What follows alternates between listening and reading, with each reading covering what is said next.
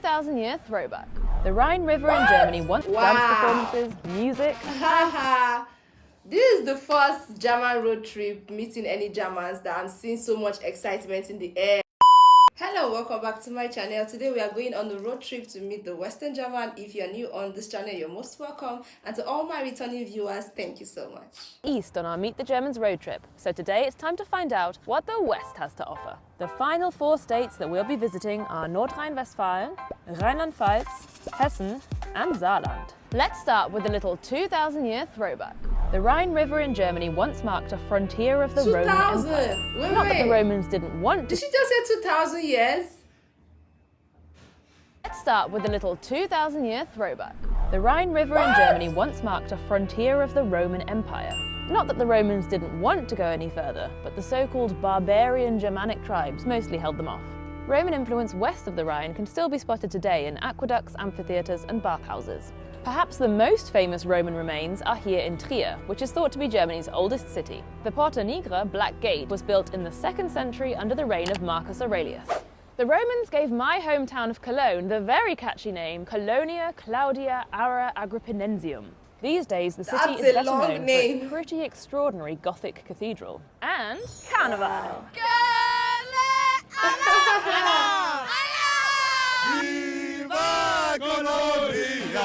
The so-called 5th season kicks off on 11.11, the 11th of the 11th at exactly 11:11 a.m. It rises to a crescendo usually in February with a 6-day extravaganza of street parades, costumes, dance performances, music. This is the first German road trip meeting any Germans that I'm seeing so much excitement in the air, festival, and wow, this is the very first time. I mean, there was one of the countries, was that Southern German, they say they don't smile a lot or something like that, but I think this is like the complete opposite of what that part of German is. Plenty of drinking. Traditionally, this was all about letting loose before 6 weeks of fasting for Lent.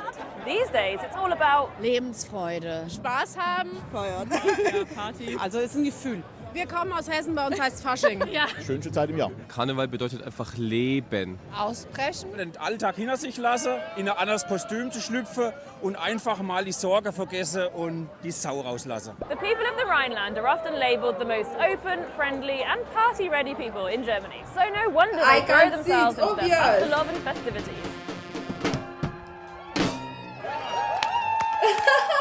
Nordrhein-Westfalen is Germany's most populous state and accounts for 1/5 of Germany's economic output. These days, the main industries are machinery, electronics, cars, plastics and chemicals. But the state was heavily shaped by the Industrial Revolution, coal mining and steel production. The Ruhr area, also known as the Ruhrpott or simply the Pott, was one of the most important industrial regions in Europe.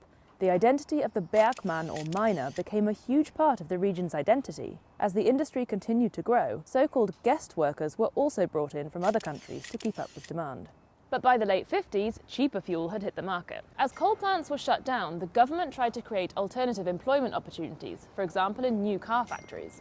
Billions of euros have since been poured into regeneration projects in the region, with a focus on education, culture and nature. Many industrial sites have been repurposed for museums and communal spaces, like this park here in Duisburg. So, has regeneration been a success? Ich denke schon, wenn man sich anguckt, wie es damals hier aussah, dass alles voll mit Industrie war, was jetzt ja ziemlich grün ist. Ist noch nicht abgeschlossen meiner Meinung nach, weil viele Dinge noch im Prozess sind. Das kulturelle Angebot, ich kann nicht alles wahrnehmen, aber wenn ich sehe, es ist auch im öffentlichen Raum spürbar, es ist was zu sehen, das gefällt mir. Was macht heutzutage die Ruhrpott-Identität aus? Die Vielfalt, was für Nationalitäten wir haben. Es gibt viele Kunst und die Leute sind sehr freundlich. Sie sind einfach bodenständig geblieben und identifizieren sich total mit den Fußballvereinen, ich sag mal, mit dem, was hier im Grünen passiert. Ich würde sagen, der Zusammenhalt, das merkt man im Ruhrgebiet auch extrem.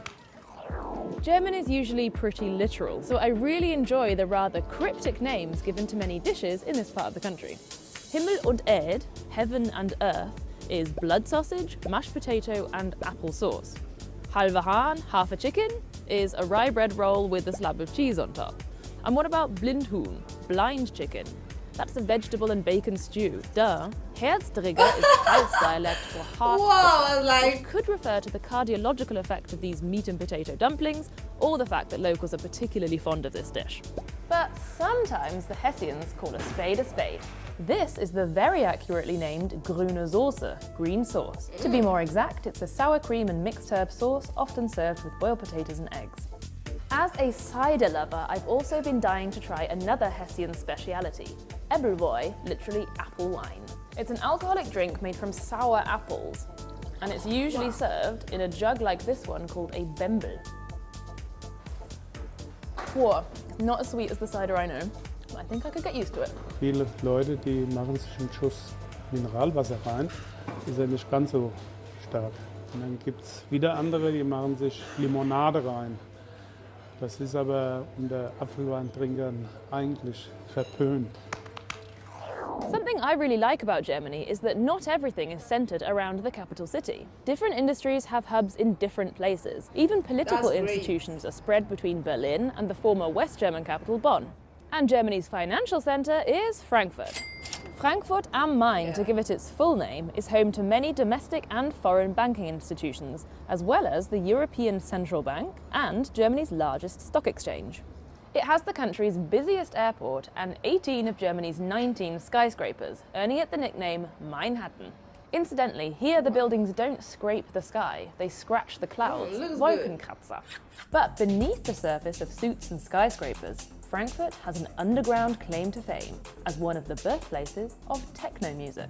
Hier gab es sehr früh eine sehr komplexe Szene. Hier gab es die Clubs, aber auch die Produzenten, die Musiker, die Labels, Plattenläden und so weiter. Anfang der 80er Jahre gab es vielleicht 5, 6 Städte weltweit, die diesen Status zu der Zeit hatten. Kannst du irgendwie schätzen, warum das hier stattgefunden hat? Einer der Gründe ist mit Sicherheit das Dorian Gray. Also in dem Club lief schon immer das Innovativste vom Innovativen. Der war am Frankfurter Flughafen. Allein der Ort, auch die Fahrt dorthin, man fährt also über die Autobahn, es ist Nacht und der Flughafen ist nachts beleuchtet gewesen. Man hat ihn schon von weitem so pulsierend gesehen, man ist dazugefahren und dann runter unter den Flughafen gefahren. Das war eigentlich schon, da ging es schon los, dass man gespürt hat, hier passiert heute Nacht was. Über Frankfurt wird nicht mehr so viel gesprochen. Das hat damit zu tun, dass diese Räume, diese Clubs einfach fehlen. Hier gibt es nicht viel Raum. Deswegen wird in Frankfurt auch in die Höhe gebaut. Und wenn irgendwo ein Raum frei wird, die Mieten sind extrem hoch. Deswegen ist Berlin auch heute wahrscheinlich World Capital of Techno, weil durch den Mauerfall haben sich einfach Räume ergeben. Das heißt, die Leute konnten, ob es alte Lagerhallen waren, alte E-Werke, Gaswerke. Mit diesen Räumen kann man auch erst was Neues entwickeln. Und das haben wir hier leider in der Stadt nicht so. If you need an escape from the city, Hessen also has you covered, quite literally. This state and neighbouring Rheinland-Pfalz are both 42% covered in trees. That makes them Germany's most foresty states and the perfect spot for a fairy tale. Einem reichen Mann wurde seine Frau krank und als sie fühlte, dass ihr Ende herankam, rief sie ihr einziges Jakob and Wilhelm Grimm, better known as the Brothers Grimm, were born in Hanau in the late 18th century and later moved here to Kassel. They gathered folk stories for their fairy tale collection. Hansel and Gretel, Snow White, Little Red Riding Hood, Cinderella. But we're talking the original gory versions, before Disney toned things down. The brothers also played an important part in the development of the German language. Jakob published a book on German grammar, and the brothers later began working on a very ambitious German dictionary. Sadly, they never made it past the letter F. Wilhelm died in 1859 and Jakob 4 years later. The last entry he completed was for Frohteufel, demon. But other linguists picked up where they left off, and the tome was eventually completed about 100 years later. Our next stop is Saarland, the smallest German state, excluding the 3 city-states. In fact, it's often used as a unit of measurement in the German media. For example, a forest fire affected an area the size of Saarland. For those of you unfamiliar with this unit, it's about the same size as neighbouring Luxembourg. Not all that long ago, this German state used to be essentially independent, with its own constitution, its own flag, and even a very short-lived currency, the Saarmark. Saarland sent its own team to the 1952 Olympic Games and the 1954 Football World Cup qualifiers, where incidentally it was knocked out by West Germany, who went on to win the tournament. This historical curiosity had a lot to do with the region's attractive coal reserves and the 2 world wars. This part of Germany fell under the administration of the League of Nations after World War I. Then it was returned to Germany. Then it was in the French-occupied zone after World War II, when France gave it protectorate status, effectively releasing it from Allied control. But the region's strong connection to Germany remained, and in a 1955 referendum, the people voted to be released from their special arrangement with France. In 1957, they officially joined West Germany. So is this history still visible today?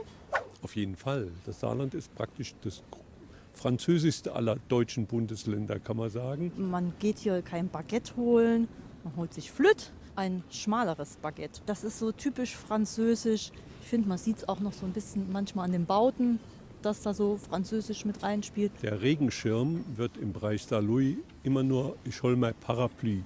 Und das ist im Grunde le Parapluie, der Regenschirm. Wir haben hier eine Sprachgrenze, eine europäische Sprachgrenze zwischen Rheinfränkisch und Moselfränkisch.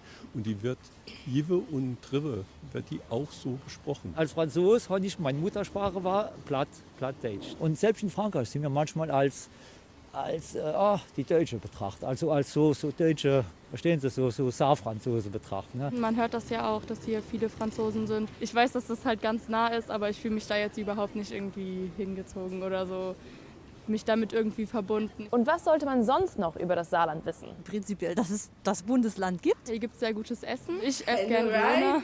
Das ist so eine Wurst. Saarland ist definitiv bekannt für Schwenker. Hier wird nicht gegrillt, hier wird geschwenkt und man isst hier kein Steak, man isst einen Schwenker.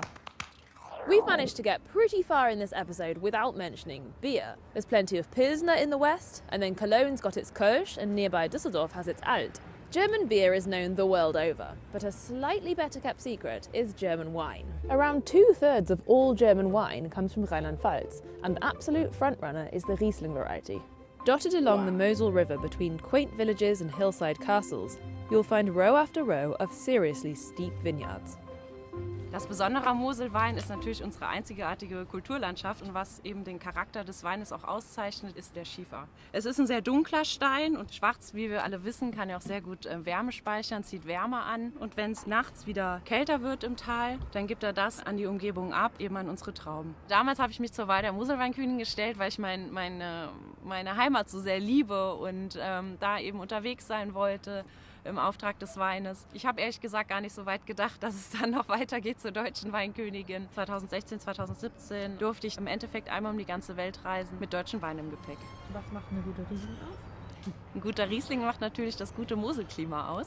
Dann sollte er eine schöne Süße haben, also nicht zu süß, ein bisschen. Und dann natürlich die knackige, frische Säure, die den Moselriesling auszeichnet. So, what's the best way to sample the local produce? Well, you could go on a Weinwanderung or wine hike. Yep, that involves hiking between vineyards and wine taverns. Whew. The more relaxed variation would be to do a Weinprobe or wine tasting, which traditionally goes from dry to sweet. What else do you like about this area of Germany? Leave a comment below. And that brings us to the end of the Meet the Germans road trip. I've loved gallivanting around the country to find what makes each region unique. Do check out the other road trip episodes and let me know what you think. Prost! Wow, German is actually a really big country, like I would say, because I'm just getting to discover the Western German. I've seen Northern German, Southern German. This is my first time seeing the Western German, and it's a whole civilization on its own. Like, it feels like an entire nation. It's so big, and they have, I mean, when they said there was a country that almost had their own currency, almost, had their own team that was playing, but not as Germans. It's just, like, I mean, these people are so big, and I'm wondering how big is Germany. And this is super amazing. Lots of discovery, and this time, like she said, not much beer, but more of wine, and this is super great. And what I love about these people is the fact that they are happy people. I've not seen any German from the two I've checked, the Southern and Northern. I've not seen this kind of atmosphere before, the whole excitement, and I love this feeling, guys. Thank you for sitting up to this time, and do not forget to keep your thoughts on the comment section, and until next time, bye bye.